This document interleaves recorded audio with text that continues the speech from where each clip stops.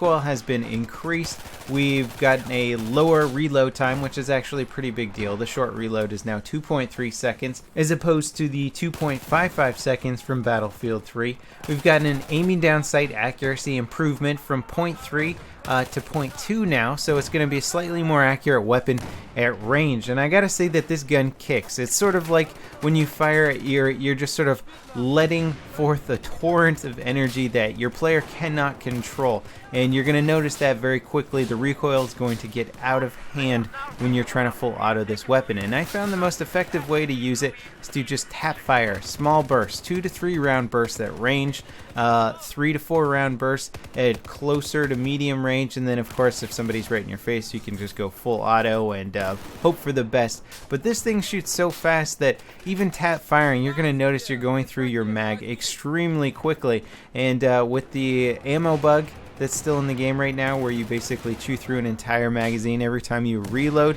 this means that the AEK is going to burn through your ammo very, very fast. So hang around, support players, get used to switching kits or switching to your sidearm or whatever you got to do, because you are going to chew through this ammo like it's nothing. Now, it should go without saying that as soon as you get any sight other than your iron sights, you should be using that. And it's nice that only after 10 kills you unlock the Cobra red dot sight for this gun, and I really like the Cobra. Even in Battlefield 4, I'm still debating if I like the Coyote sight over the Cobra sight. I actually might prefer the Cobra sight still. I think it's a great sight. It works well on the AEK because the Cobra sight is actually a Russian sight, and so it seems to just sort of fit into the theme of the weapon visually. And then the next 3 attachments that you get on your way to 40 kills helps you put together a fully complete assault rifle loadout. You get the laser sight, which improves your hipfire accuracy. You get the ergo grip, which allows you to shoot from the hip more accurately while moving. So now you've got a gun that can definitely perform well when shooting from the hip. And then you get the muzzle brake, which is going to allow you to control some of that vertical recoil, which is something that just gets way out of control on this gun. So those first 4 attachments you get actually put together a fairly good loadout with the AEK. Now, it's not my preferred loadout. I think you can put together a better one, but it's still not bad for just 40 kills. Now, the attachment systems in Battlefield 4 have come so far from BF3. It's just night and day. Battlefield 3 was just foregrip heavy barrel all day, every day for pretty much every gun in the game. There's a few exceptions here and there, but for the most part, those 2 attachments just made every gun perform amazingly.